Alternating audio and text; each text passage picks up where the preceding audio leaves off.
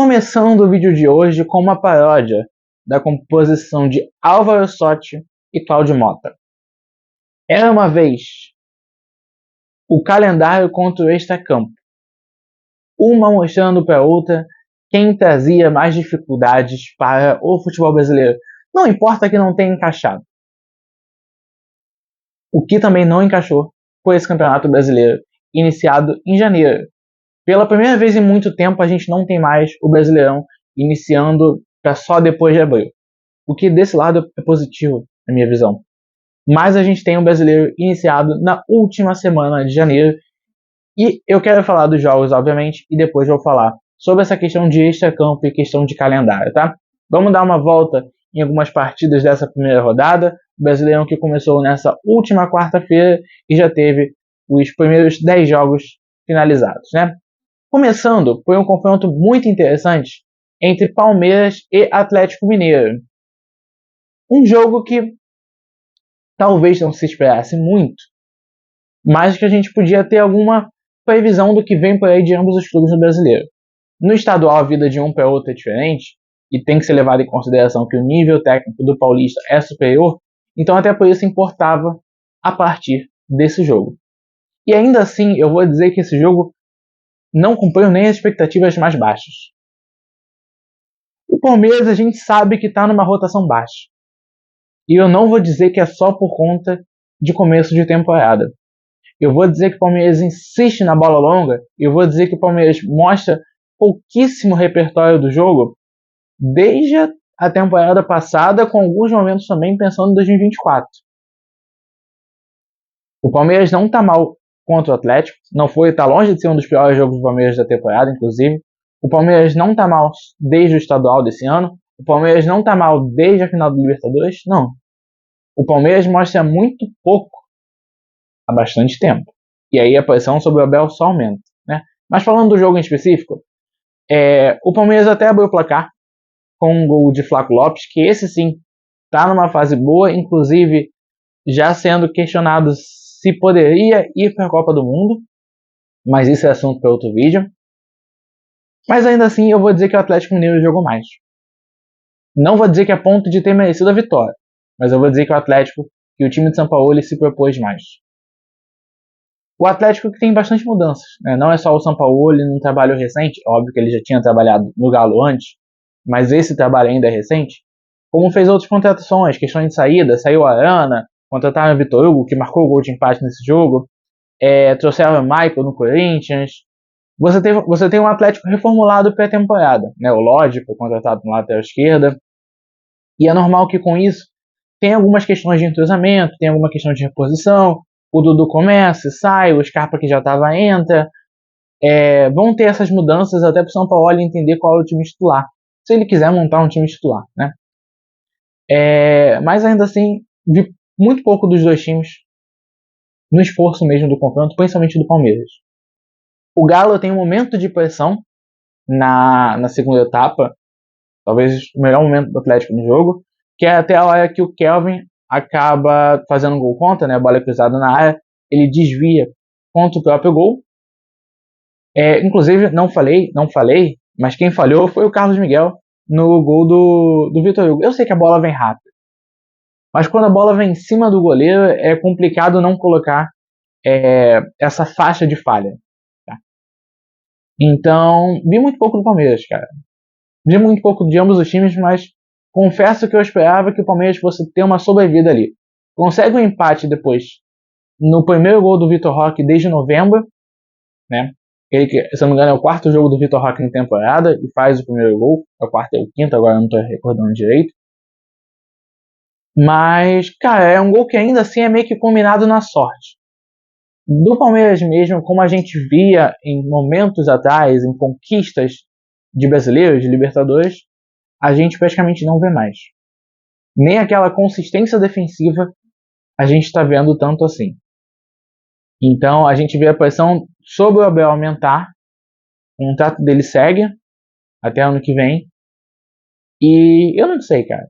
Tem torcedor que é grato e já quer que ele vá embora, tem torcedor que prefere que ele fica por entender que não tem opção melhor no mercado, tem torcedor que nunca aguentou o estilo de jogo, quer que ele saia mais do que nunca. Então é uma questão complicada. Ele vai continuar, acho que sobre isso não tem nem discussão aberta, mas se o Palmeiras quiser de fato brigar pelo Campeonato Brasileiro, tem que melhorar. E eu espero também que o Atlético vá demorar um pouquinho para ainda ter esse titular, por uma questão de entrosamento, alguns jogadores saíram, outros chegando, mas mostra um sinal levemente positivo, tá? Mostrou menos, mas ainda assim mostrou mais que o Palmeiras no confronto realizado na Arena MRV. Vamos falar agora de um outro jogo nesse primeiro dia também, do campeão brasileiro da temporada passada, que foi o Flamengo. Lembra que eu falei um pouquinho de extracampo, falei de calendário? Isso já bate no Flamengo. O time do Flamengo se apresentou para jogar contra o Vasco, um pouco mais de uma semana no Carioca, e agora já estreia no Brasileiro. Uma rotação abaixo, num ritmo abaixo. Entendo que o Flamengo teve suas falhas a conseguir um resultado melhor, o jogo terminou em 2-1 para São Paulo. Entendo completamente. O problema do Flamengo nesse jogo é algo que vem da temporada passada, que é a falta de urgência para conseguir decidir o jogo logo. É um time que ainda cozinha muito o jogo, é um time que ainda roda na velocidade que o time quer, nem sempre acelera quando deveria acelerar. E o São Paulo, numa situação tão complicada nesse ano, com falas de Crespo, Luciano, dizendo que vai ser mais difícil, dizendo que não estão conseguindo extrair o melhor de cada um, pode ter uma sobrevida com essa vitória, tá? O histórico nesse confronto no Morumbi, ele é até favorável para o São Paulo se a gente olhar os últimos anos. Algumas vitórias tricolores aconteceram de 2020 para cá. Mas essa eu vou dizer que ela tem o tom da dificuldade, porque mesmo que a gente tenha visto Flamengos melhores, foi difícil de ver um São Paulo que chegou pior do que esse. O São Paulo não tem costume. O São Paulo é um time que não tem nenhuma simpatia com brigar pelo rebaixamento. O São Paulo é um time que até quando estava em situações mais difíceis, até quando o Hernani chegou lá atrás, não estava na zona de tabela que muita gente imagina que o São Paulo esteja nesse ano. E não é difícil imaginar, não é um erro imaginar. O Casares renuncia, mas o problema continua. Mas quem entra no lugar de resolver diz que só acha difícil o São Paulo cair. E a gente viu essa fala na boca de diversos presidentes e dirigentes de diversos clubes que caíram nos últimos 15 anos. Então que o São Paulo abra o olho. Porque vitórias são vitórias. 3 pontos é uma vitória em qualquer rodada do Campeonato Brasileiro. Mas essa vitória é diferente porque ela logo na primeira rodada, contra um time favorito para ser campeão, ela pode ser uma virada de chave sim para o tricolor paulista, inclusive no estadual, onde o time briga para não cair. São Paulo não está na zona de rebaixamento, porque nem Noroeste e nem Ponte Preta venceram nessa edição. O Noroeste que tem o mesmo número de pontos que o tricolor paulista. Do Flamengo é o que eu falei, ainda numa rotação abaixo, um time que se apresentou há pouco tempo, mas ainda assim podia ter manchado mais. Tá? Teve um gol bem bonito do Plata, com uma baita assistência do Pedro. Pedro é um jogadoraço, né? Ele bem fisicamente, o que infelizmente está sendo raro, mas ele bem fisicamente, ele aparece pro jogo. E tem um lance final de maior polêmica de ter sido pênalti ou não no Arrascaeta. Tá? Gente, assim, manchar a imagem ou não é um ponto meio bobo de se discutir. Se mostrou demais, se mostrou de menos. O VAR não deu. O juiz não deu. Então, assim, pouco importa a quantidade de vezes que uma imagem é mostrada. Não é para se incomodar sobre a imagem ser mostrada de mais ou de menos. Alguma. É a imagem do jogo, gente. Se alguém está transmitindo o jogo, tem que mais colocar a imagem mesmo. Na minha visão, não foi pênalti. Tá? Não acho que tenha contato. Tem contato para atrapalhar? Tem. Tem contato para falta? Para mim, não tem. Então, eu acho que é fora do tom essas reclamações sobre mostrar a imagem, e é fora do tom até a reclamação do Jorginho. É fora do tom e completamente equivocada, sabe? De reclamar da arbitragem, de tomar cartão vermelho porque gritou, depois do jogo ter terminado. E postura, não é postura de capitão, mas é postura de jogador brasileiro, ainda que ele seja naturalizado italiano. Né? Mas enfim. Já em janeiro temos reclamações sobre arbitragem, sobre decisões e sobre chamadas ou não do VAR, né? Eu falei do São Paulo estar com problema de extracampo, e eu vou falar de mais um, que talvez esteja num momento até pior, não numa esfera talvez criminal, mas numa esfera judicial, que é o Botafogo, que venceu por 4-0 o Cruzeiro. E aí a gente vê a maluquice que é esse nosso campeonato nacional. O Cruzeiro gastou no Gerson, traz o Tite, treinador experiente, substitui o Léo Jardim, que faz uma baita temporada, gasta um dinheiro, chegou na final da Copinha, com uma base que se mostra muito bem, financeiramente hoje não sofre como sofreu há 4, 5 anos atrás. E esse Cruzeiro toma 4-0 do Botafogo no Newton Santos. Se eu não me engano, a primeira vitória do Botafogo contra o Cruzeiro em casa depois de 13 anos. E é curioso o futebol, né, cara? Eu falei do Cruzeiro, mas olha o Botafogo. Com o Textor sumido no Rio de Janeiro desde dezembro, ele aparece só nesse jogo.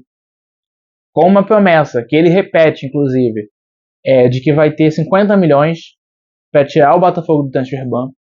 Tinha informação de que o Botafogo talvez já esteja se planejando a ficar com o transfer ban até junho. O Textor nega, diz que vai conseguir esses 50 milhões e dar direto na mão do dirigente do Atlanta United o valor de 21 milhões sobre o Almada e sair do transfer ban de vez. Lembrar que tem outros possíveis para o Botafogo, então esse empréstimo de 50 milhões ele é praticamente para pagar taxas de transferências, e ainda tem a questão da justiça ter proibido o Textor, numa decisão favorável ao clube associativo, de vender jogadores, porque o Textor estava às escondidas, sem o conhecimento de todo mundo dentro do clube, para vender o Danilo de volta ao Nottingham. Nottingham não tinha sido completamente pago pela contratação do Danilo por parte do Botafogo, e também pelo Montoro no valor ridículo de 14 milhões. Que é absurdo, porque o Montoro tem um potencial gigantesco. Negociá-lo por menos do valor do Almada, que foi de 21 milhões, não existe. Tá? Não existe. Mas em campo a questão é diferente, né, cara? E o Anselmo, que era criticado no Porto, mostra já ter uma forma de jogo no Botafogo. São 3 jogos de um time mais coerente e que se apresentou brincando de jogar futebol contra o Cruzeiro. Fez gols muito cedo, o que até deixou o time do Cruzeiro zonzo, e resolveu a partida muito cedo. E assim, falei do Danilo não ter sido vendido para o Nottingham, a torcida do Botafogo não só agradece pelo dinheiro que entraria, que seria pouco, mas também pela partidaça do Danilo, tá? O Danilo é um jogadoraço, tem muito a acrescentar nesse time do Botafogo. E assim como eu falo do São Paulo, que isso pode ser uma virada de chave e um motivo de sobrevida no estadual, mas também no brasileiro, para o Botafogo, o Anselmo conseguir fazer esse time jogar, ainda que não tenha o nível de elenco de ano passados, né? Não tem um atacante à altura nem do que foi o Igor, nem do que foi o Tiquinho, não tem um ponta como o Savarino. Mesmo que o Botafogo tenha perdido jogadores importantes para suas conquistas, Marlon Freitas, Palmeiras, é importantíssimo que o Anselmo consiga separar o que acontece na esfera judicial com o que acontece dentro do campo.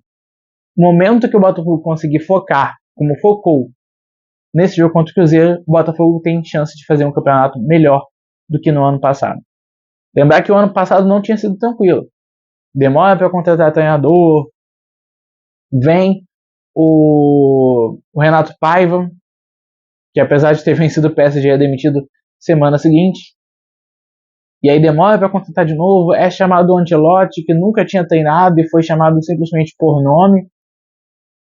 Olha, por mais que na esfera judicial esteja difícil, o Botafogo em campo pode dar tons de estar mais arrumado do que esteve, talvez desde o final do período do Arthur Jorge. Não é para a torcida só achar que agora está tudo certo. O que tem que cobrar deve ser cobrado. Não sei se é uma questão do Textor sair, porque aí vão ser questões contratuais. Eu vou tentar trazer um vídeo sobre esse tema mais pra frente, mas alguma coisa precisa ser resolvida. Não dá para sempre ficar brigando na justiça e o Botafogo com 2 meses de direitos de imagem atrasados e o salário ser pago no dia do jogo. Não tem condição, gente. O futebol brasileiro, ele cresce. Isso vai ser tema de um vídeo futuro. Eu falei do Flamengo aqui, o Flamengo acabou de pagar uma taxa de 42 milhões pro Paquetá. O futebol brasileiro chegou nesse nível. E quem não conseguir bater esse nível, então alô São Paulo, alô Botafogo e suas dívidas, pode ficar para trás. Tá? Mas ainda assim o Botafogo 4-0 no Cruzeiro, não tinha como não começar o brasileiro melhor. Né? Dá mais dados, tantos problemas. Para terminar falando de mais um carioca, quero falar de Mirassol e Vasco. 2-1 para o Mirassol, mais um 2-1 nessa rodada, né? Mais uma vez um time de São Paulo vencendo um time do Rio. O Vasco começou melhor, teve a primeira chance do gol de cabeça de Coutinho, que até fica desacordado depois do choque. Mas um erro foi mais do que crucial durante os 90 minutos, que é a saída de bola do Vasco. Eu entendo que modelo de treinador existe e o treinador deve ser respeitado pelo modelo. Se o treinador foi contratado, ele vai querer utilizar a saída e a forma de jogo dele. Ponto final. Mas, cara, quando? Porque é visto que o time do Vasco, mesmo que tenha Cuesta, mesmo que tenha Robert Hernan, tenha a qualidade da bola nos pés, o próprio Piton pela esquerda não é ruim, o Puma sim foi muito mal. Muito mal. Foi errando passes bobos durante todo o tempo que esteve em campo. Mas ainda assim essa saída de bola não funciona. Deu sinais que não funcionaria. Até antes do Vasco marcar com o Coutinho, e foram 90 minutos de erro de saída de bola. E aí o pior, na bronca ali do primeiro tempo, o Diniz fala com o Nuno, que o Nuno fala, eu não fiz nada. O Diniz fala, esse é o problema. Você não fez nada, é para você ter feito. Vocês reclamavam que o treinador passado só dava chutão, então façam alguma coisa. Eu não quero entrar aqui numa questão sobre tom. Tá? O Diniz é isso, a gente sabe. Eu entendo que até exista um respeito dentro do grupo por ele, sabe? Tanto o Tietê, que teve aquele problema do mascaradinho alguns anos atrás, depois passou a treinar com o Diniz, sem ter tantos problemas. Então não vou falar sobre o tom, não quero falar sobre a fala. Não acho que tenha entrado necessariamente no âmbito do desrespeito. Mas eu acho que é necessário que o Diniz perceba também que esses erros são provenientes da falta de técnica de alguns jogadores esses que ele pediu para contratar. Então, entender que talvez pelo plantel que o Vasco tenha, é necessário talvez não fazer essas saídas tantas vezes. Em uma delas, o time erra, sai errado, não consegue pressionar e o Mirassol marca com o Carlos Eduardo. Então, assim, e eu também não quero só dizer que foi erros do Vasco, tá? O Mirassol merece. Inclusive, é mais uma temporada que as pessoas estão colocando o Mirassol para baixo. Gente, deu para aprender já, né? Eu entendo que o Mirassol teve de se desfazer, o Danielzinho foi pro São Paulo, marcou gol contra o Flamengo, o Gêmeos foi pro Fluminense, enfim, essas saídas aconteceram, mas alguns jogadores ficaram, e o treinador, que é o grande nome do elenco, também ficou. O Reinaldo, que foi artilheiro do Mirassol, também ficou. Então, é hora de se ligar, de talvez não criticar o Mirassol. Entendo, é calendário cheio, esse ano tem Libertadores, tem expectativas de chegar até mais longe na Copa do Brasil. Nem por isso a gente deve desvalorizar ou descreditar o Mirassol, ainda mais nos confrontos em casa. Flamengo, Fluminense, Bahia e Mirassol, se eu não estou enganado nessa ordem, foram os melhores mandantes do Brasileirão da temporada passada, todos fazendo mais de 40 pontos. Então não dá para desvalorizar esse time. Tá? Mas ainda assim fica essa questão sobre o Diniz. Será que já não está na hora de talvez tentar alguma coisa diferente? Já que o plantel não tem essa qualidade técnica tão apurada para fazer a saída de bola que o Diniz quer, ou pelo menos na porcentagem que seria aceitável, talvez não seria a hora de mudar esse estilo de jogo. Mas bem, Mirassol 2-1 contra o Vasco.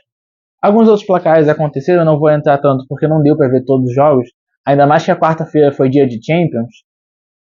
Mas o Vitória venceu bem contra o Remo. A Chape surpreendeu e fez 4-2 no Santos. Abre o olho também sobre essa Chape, tá? Contratou bastante jogador que está fazendo um bom campeonato catarinense. Tudo bem que o Santos deve ter mais um ano brigando lá embaixo na tabela. Não acho que faça um ano tão superior do que foi o ano passado. Mas de olho nessa Chapecoense. O Cap fez o primeiro jogo vencendo o Inter por 1-0, marcando inclusive o primeiro gol do Campeonato Brasileiro com o Mendonça, aos 9 minutos. Fluminense 2-1 no Grêmio. Bahia de virada venceu o Corinthians na Neoquímica por 2-1. E se eu não me engano, é a segunda vitória consecutiva do Bahia jogando na Neoquímica Arena, né? Tinha vencido por 2-1 ano passado e repete o placar nesse ano. E também tivemos o Bragantino vencendo no Couto Pereira o Curitiba por 1-0, marcando gol no finalzinho. Mas como eu tinha aberto o vídeo falando sobre extracampo e calendário, o Abel reclama muito do calendário. E de fato o calendário desse ano ele tem um problema que é começar em janeiro. Eu falei de Mirassol e Vasco. O Vasco joga a Copa do Brasil dia 21 de dezembro contra o Corinthians e depois tira férias. O Mirassol se reapresenta dia 26 de dezembro. Então tem um período muito distante entre as equipes sobre quando foi o começo das férias e quando já foi o retorno. São Paulo e Flamengo. O Campeonato Paulista começou antes do Carioca, ainda que o Flamengo tenha jogado com a base no mesmo dia contra a Portuguesa. Mas o time de São Paulo titular jogou uma semana e meia antes do Flamengo. E não é como se tivesse tido nem ao mesmo tempo pré-representação. O Flamengo decide voltar logo em cima para logo jogar contra o Vasco. Isso não é desculpa, tá, gente, de placar. Não é. Para nenhum dos clubes. Perdeu porque perdeu. Perdeu porque fez menos gols. Mas é uma coisa que precisa ser acertada. E isso vale até para o próprio Corinthians também. Jogou a final dia 21 e teve menos tempo de férias porque já teve de começar um Campeonato Paulista antes. Então, eu não sei se existe uma fórmula, tá? Para evitar que isso aconteça. Mas é bom o campeonato começar um pouquinho depois, um pouquinho mais tarde.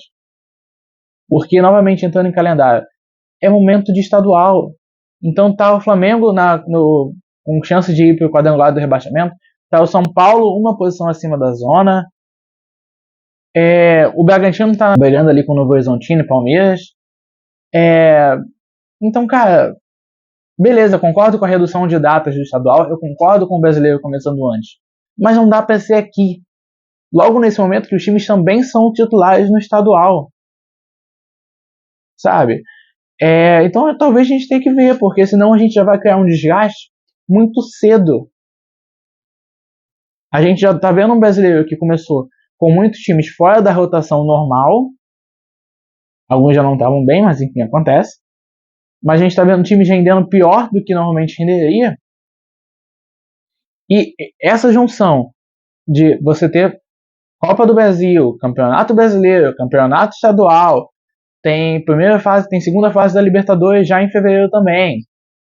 E o Bahia joga. Tem Supercopa do Brasil no primeiro dia de fevereiro. Tem Flamengo e Corinthians jogando. Isso pode já causar um desgaste em muitos jogadores em um ano longo.